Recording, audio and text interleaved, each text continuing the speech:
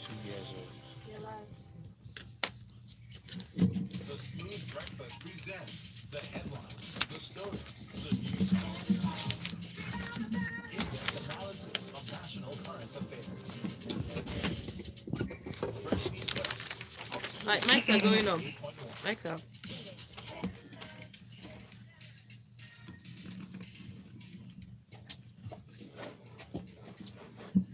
I invest when money never sleeps.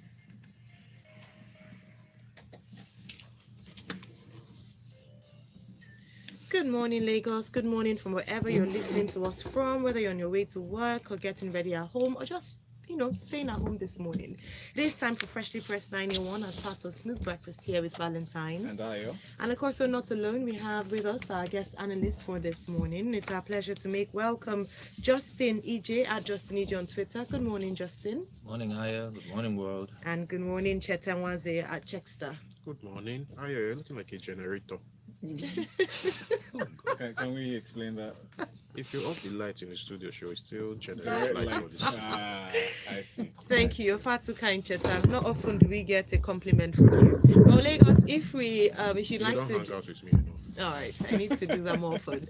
Lagos, if you'd like to join the conversation this morning, you can go onto YouTube and we're streaming live on there. On Smooth 981 FM is the handle. And of course, you can go on Twitter, use that hashtag freshlypressed981, attach it to your messages so we can view them and read them out as the show commences. And on WhatsApp, our number is 0809 444 for messages only. 0809 444 Our first story is from the Punch newspaper. I'll come to you, Justin, for this one. Now, there's a revelation. There's been a revelation of some funds that have been disbursed to the universities in Nigeria between 2009 and 2013.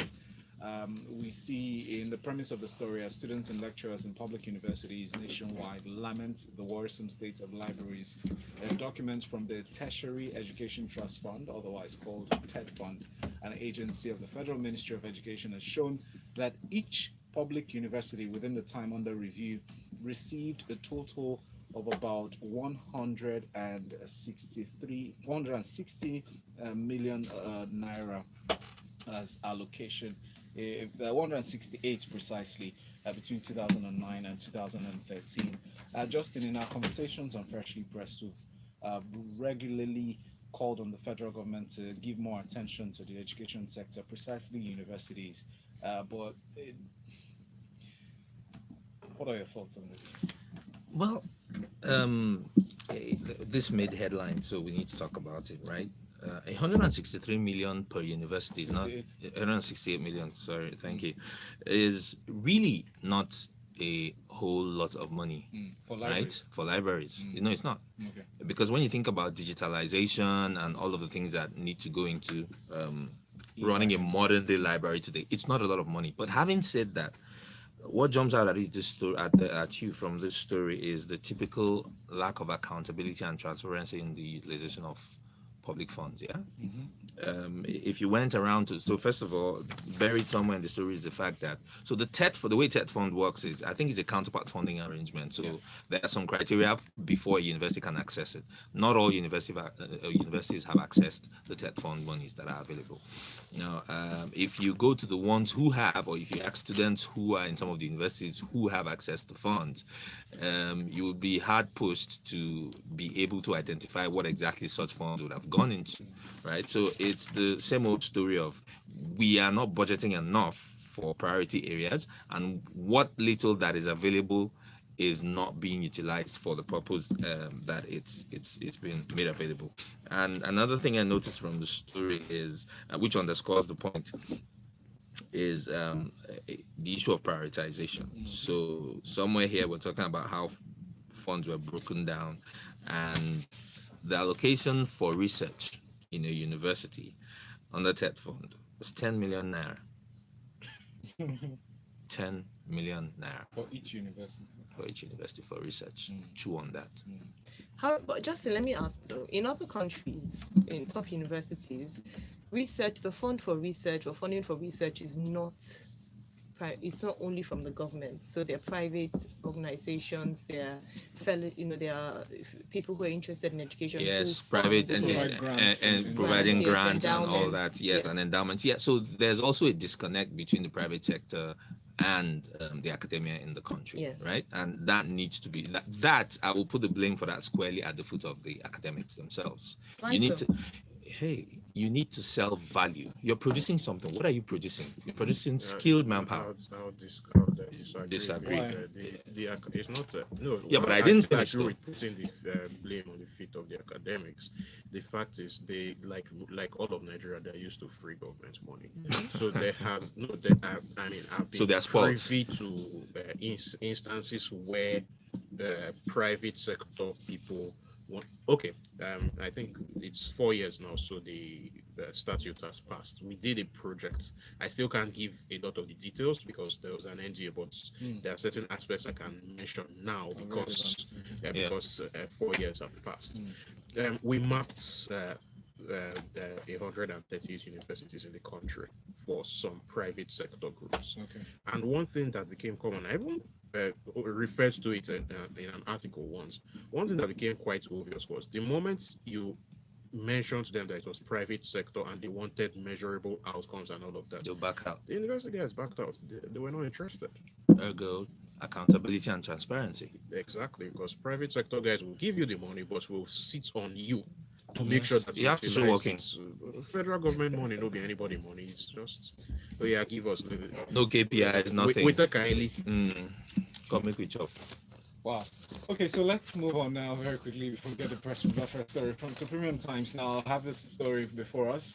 Cheta, now talking about financial intelligence, the Nigerian Financial Intelligence Unit, NFIU, have issued guidelines to stimulate the reduction of crime vulnerabilities created by cash withdrawals from local government funds. In essence, they're saying that, okay, first, one punitive measures have been placed on banks who are custodians of funds that are supposed to be meant for local governments, and emphasizing the fact that moving forward, any fund that's meant to be disbursed or withdrawn from an account that belonging to the local governments should go directly to the local government accounts or go directly to the coffers of the local government and not through any third party. What are your thoughts on this entire story? Well, on the surface, it's a good move. I mean, from it, what jumps out at me is the move to break the local government areas away from control of the states. Yeah. It's something that the governors have more or less used to emasculate the local system, government system.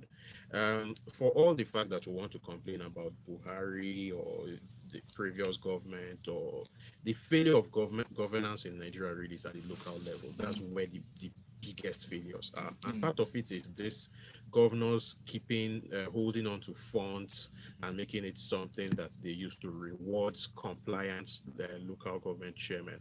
So those ones have built a mentality that is not of service to the people, but of Personal aggrandizement for the governors and all of that. And since, unfortunately, the good thing about this is that by sanctioning the banks directly, since the governors have proven ungovernable, the NFIU has given an incentive for better behavior because it's the banks themselves that will act as a block to governors. I hope that a bank will fall foul of this very quickly so that they will get punished and to serve as deterrent. yes. Okay. However, having said all of that, there are still questions that arise. I went through the NFIU Act and I asked the legal guy in our organization, and we don't know where the NFIU draws this power from. The question is still there. Do they have the powers to do this? Can they tell a Fredericton unit how to run its finances? If they can't, which it doesn't appear that they can, then it means that this is going to end up in court. And it will end up in court for a very long time. So good idea, but inelegant implementation. Do you say connection with, maybe some form of relation with the central bank to provide oversight functions regarding Now, this matter? if this announcement was coming through the central bank, then that's a different conversation entirely. Okay. Yeah. Okay. Thank you, Cheta. All right, let's take a few comments here. OBJ from Lekki says, good morning. The government at state and federal level should pay more preferred attention to primary, secondary school education more than universities. It's at primary and secondary levels that individuals are made. Those are the formative stages of human development. And Rainmaker says, how meager, 168 billion naira in... It's actually million, not billion. Million, yes, thanks a lot. 168 million naira in 6 years down. Okay, at least 30 universities will be beneficiaries. That's a little over 900,000 naira every year for each university. That's going from 2009 to 2015. Calling billions or millions, as the case is, makes it look big. But if you drill down, how can a university run a proper library system with 900,000 naira with an average studentry of 6,000 undergrads and 1,000 postgrads? It'll be all right. And for the purpose of clarity, the period under review was 2009 to 2013 and not 2015. But let's move forward. Special thanks to you for your messages. Please keep them coming. Let's move forward to discuss more stories now. From the Guardian newspaper, we'll have this story. Police arrest and detain Ademola Adeleke, who's the last year's gubernatorial election candidate for the PDP. Senator Ademola Adeleke was detained or arrested yesterday over alleged forged certificate. But we'll see another twist to this story, Justin, where Justice Iyang Eko of the Federal High Court Abuja ordered the release of the senator's international passports to enable him travel to the United States for medical checkup. Your thoughts on this? We seem to see arrest and then a plea. Well, the most common ailment amongst the political elite in the country seem to be one that is closely associated with getting nabbed or getting fingered for some crime they've committed. They suddenly become ill, in some cases allegedly terminally ill, and have to leave the country. We've seen this over and over and over again. I mean, this is the game, right? But do you see it as don't hit the player, hit the game. It's I don't know about it being a mentality. Cheta said something downstairs when we were talking. He said the worst nightmare, paraphrasing him now, the worst nightmare of the Nigerian political elite is being trapped here with the rest of we mere mortals, right? But on a serious note, here's the thing for me. Number one, just so that people know, and there's only so much wool you can pull over our eyes, and for how long. Your passport is not your property. Your passport belongs to the federal government of Nigeria. That's right. So this claim, release his passport to him. Number one, people understand it is not his passport. It belongs to the federal government. Now, if the federal government says we have a case against you, following due process, it is well within its right to abridge your rights as an individual if you're facing criminal prosecution. Right? We can't prevent you from traveling. We can say, oh, you need medical care. We have some of the best facilities which the government has built in the country. But can you stop Go somebody there. from seeking medical attention for maybe No. For brucellosis. Listen, my point is, seek medical attention here. Going abroad for it is a privilege that you do not deserve, No, but seeing as Justin, you're facing criminal prosecution. there's some specialist care that require treatment abroad. Like I'm not that, saying Specialist care that comes up only when I mean, look at, for So I'm example, not- This man has been let's dancing give- across our screens let's for give Audrey ages. Sotalo as an example. yeah. Suddenly, when he was when the EFCC or whoever was knocking at his door, he suddenly showed up in with bandage in Germany, or is it Olisa Metu? Or Senator Dino. Olisa Metu own. Remember, I think it's okay. You guys weren't here then. On this show, I talked about how I happened to be at a function. I saw this man, and then the next day, He was very Showing up with your neck he collar. was very ill. boisterous at the event. Nah, forget. I Right, cannot so- dance as good as that guy. So what I'm asking is, I'm not saying that this doesn't occur. What I'm saying is referring to what Justin mentioned with regards to they should be treated here. I'm saying this because a few should not deprive the genuine cases from seeking genuine treatment abroad. What's That's what I'm genuine? just- The point is So that if you're you- facing criminal procedures. So, but does that You're preclude you you're from having a right to be treated if you're sick? abroad. Yes. It's not a right. That's my point. Okay. Treatment abroad is not a right. But you seem to suggest that this is very connected. I mean, this is the arrest preempted the sickness or the medical condition. I mean, I know you're laughing, but it's the sound of it. But anyway, let's move on. Please send in your comments to WhatsApp 0809 444 0981. Very quickly, let's touch on this last, or rather, the next story for as the last part of the first half of the show. Now, Premium Times has this one. Nigeria police issues tips on how to behave at checkpoints. I got a deja vu moment when I saw this story. I'm sure a lot of Nigerians will. The Nigerian police have issued tips to Nigerians on how to avoid clashes with officers at a police checkpoint. They gave a list of things to observe, numbering about 16. But please take us through the story, Cheta. Back in our lights. The first one I says think you're never right to for slow this down. See, It shows that you're not reckless. no, looking at the tips, there are certain things that I mean, especially as a frequent traveler on Nigerian routes, it's our right to challenge policemen. It's a constitutional right, actually, and it's kind of depressing to see that the police doesn't quite get this. They told us to, and one of the tips is avoid giving an unhappy impression. Yes. And when I saw that, the first thing that came to my mind was, what if my wife beats me up before I left the house? I should now form happy because I see a policeman. You just see, smile and brandish your teeth. If your wife beats you, you will smile and But brandish when you your get to teeth. the police check, Oh, please come on. The real thing here is that they are abdicating responsibility. They are the ones who have training. Part of police training the world over is the escalation of crisis situation. Yes, I know that American police don't no, say, but that's an follow that excellent training. point because it should be the same standard, similar. Well, anyway, the point is that they are shifting responsibility from their personnel to the man on the streets. The man on the streets is, I mean, could be a school dropout like Valentine, so he doesn't know everything. For purpose of clarity, and to mention this over and over again, please Cheta, come on. hang on, I am not a school dropout, so withdraw Okay, that statement. sitting at the Please. back of the class and like Cheta, Valentine. withdraw that statement. Oh yeah, I withdraw it. Thank Okay, you. since people are stuck on that.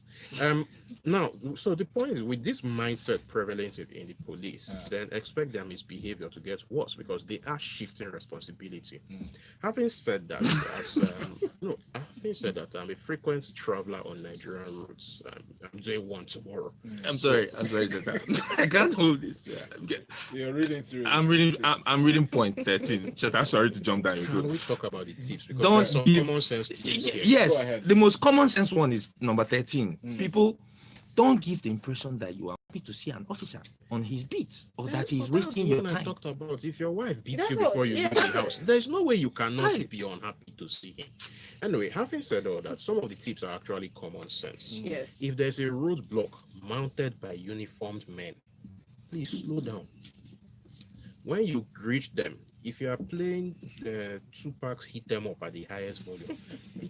Reduce it And turn it off. because you can never tell. Keep your hands visible. This one applies everywhere.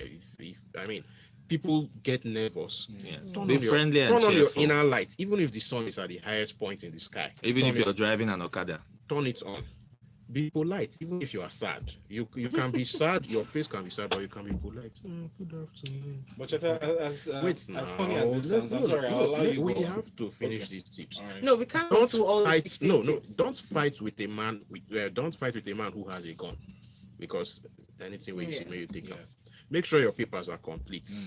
Take note of their names. I travel frequently. I can tell you that when you look at the first thing, you look at the name tag, Yeah. greet him by his name. Okay. It actually de-escalates a lot of things.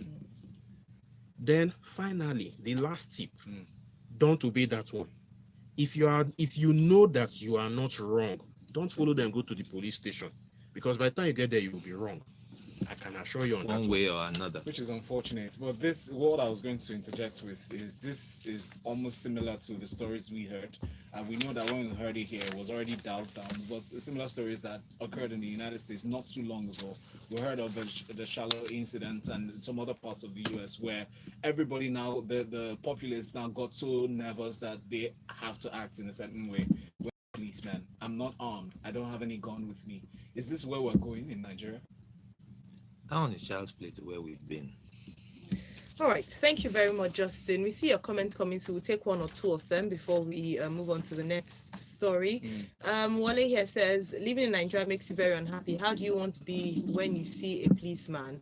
And then Ken says, hi guys. With some of the police tips, which what stands out for me is that the police have admitted that they are a danger. It's okay, I'll take heed. I need to stay alive to go to court. Thank you, Ken. Thank you very much, Ken. All right, let's go on to our next story. CBN, Central Bank of Nigeria, to blacklist bank accounts linked with textile smugglers. This story from this day newspaper, Justin. So, Mr. Godwin Emefiele, who is the governor of the CBN, has said the Apex Bank is currently gathering data about and investigating the accounts of individuals and corporate organizations involved in smuggling and dumping textile materials in Nigeria.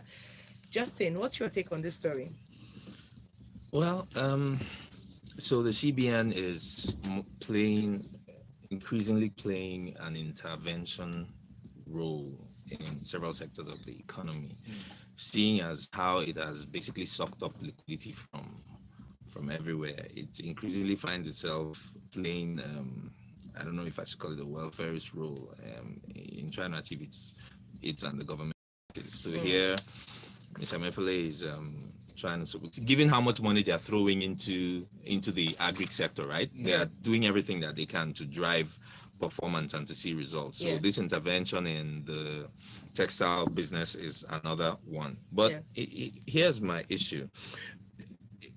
We don't seem to think these things through, and we don't seem to connect the dots. There's almost a cavalier attitude to how government officials, including unfortunately the CBN, that I expect would know better, do certain things, and it comes through even in the comments. So Mr. Emefiele is talking about this, and he says, when we consider the amount spent on outfits for religious and social events such as weddings, naming, and funeral ceremonies on a weekly basis, the potential market size is well over 4 billion. Well, I would hope that your analysis goes much deeper than what happens on weekends.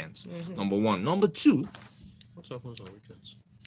Weddings, naming ceremonies, Owambe parties, and I think we're just using as a sample size. So in terms of, you consider that hey, this is the central bank governor, right? Consider that this is your Alan Greenspan talking, and he's talking about how much money you guys spend on parties when he's discussing economic policy. Come on, please, right? But over and beyond that, Nigeria, as I just understood this morning, last week has signed up to China's Belt and Road Initiative. That puts this conversation in a totally different context for me, because so all of you're doing, have you considered how being a subscriber to China's Belt and Road Initiative is? The Belt and Road Initiative, summarily put, is China creating a global pipeline for pushing out its products across all economic sectors. You are willingly signing up to this, right?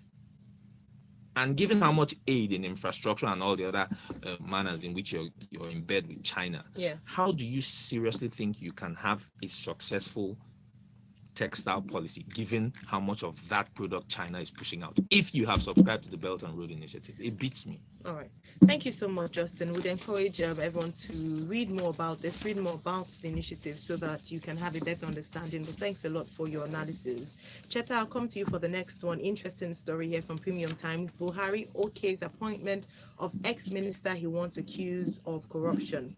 The name of the minister contained in this is a former Minister of Commerce, Bello Maitama Yusuf, and he's been appointed as member of the Board of Directors of Nigerian Railway Corporation. I don't know why they're making a noise out of this. It shows that Buhari is a forgiving fellow. Right, so he was accused in 1980. Yes, and he went despite into exile shortly after.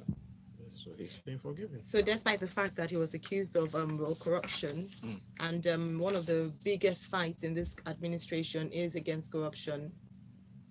We forgive. Okay, thank you very much. Let's get serious. It's important to point out that Maitama Yusuf was never convicted by courts, but it speaks to a certain dissonance that Buhari is appointing him, because Buhari's government was the one that put him as number 2 on its list of corrupt individuals back in 1984. Second only to Umaru Diko. Maitama Yusuf was the person who, along with Umaru Diko, was responsible for the whole rice scam of 1982, shortly after Nigeria's economy collapsed. And as the coup happened, he took a hike. and he didn't come back to Nigeria until 1998. He came back just in time to become senator from Jigawa, and was a two-term senator. So it's this dissonance that's the issue for me. This guy's name was never cleared, and suddenly he's getting Neither was he juicier. convicted. He wasn't convicted because Neither. he wasn't charged. He All right. wasn't charged because he was beyond the reach of the system.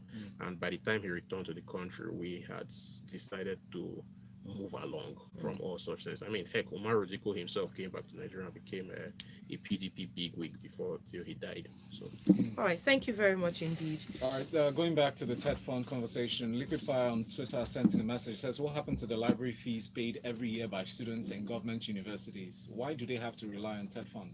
See? More questions regarding that and purpose of clarity. Okay, talking about payments and what people pay, Cheta, I'll stay with you for this one. Nigeria's taxpayers roll to hit 45 million as database integration nears completion. This day has this story. Can you take us through the details, please? well, it's Fowler that's speaking, the chairman of. That's Babatunde Fowler. Yeah, he's speaking through the executive secretary, Hussein Elama. It's a good development of it because it's something that's ties in with the efforts to win us off this nonsense of sharing our money every month. But it's not just about how many are taxed in Nigeria, it's about how equitable our taxation is. Yes.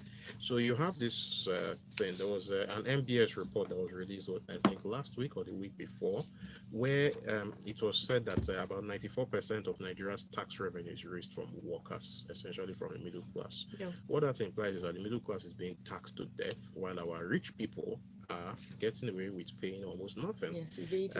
And in the best run countries in the world, there are different tax rates for different income brackets. They understand that the burden of building society is borne more by those who have made the most from society.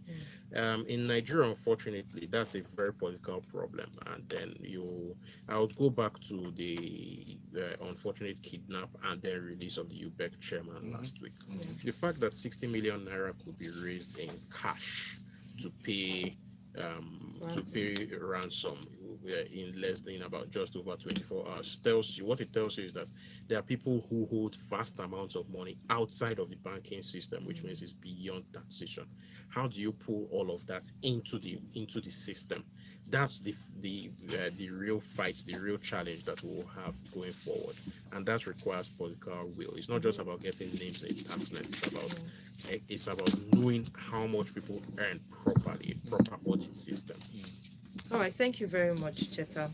A question I'd like to ask people out there is that I know the Babatunde Fowler in particular they've prided themselves as to doing such a fantastic work with tax in Nigeria. Well, how do you score them? I want to broaden the tax net. Yeah. Tony Ayo from on WhatsApp from Ayo actually sent this one. It says it would be nice if we were made to know that the said Maitama was nominated by his governor of the state to the board and Buhari. Thank you. Thank you, Tony Ayo. My final They're story meant to be here. checks. They're meant to be checks, but at the end of the day, he's nominated. Cheta. He's nominated. It doesn't. It's a nomination. It's a nomination. Doesn't mean that he has to be accepted. All right. So final story here very quickly from the Punch newspaper. Justin, court refuses to stop Buhari from swearing in Mohammed as the Chief Justice of Nigeria. Can you please take us through the story? Well, the court has refused. So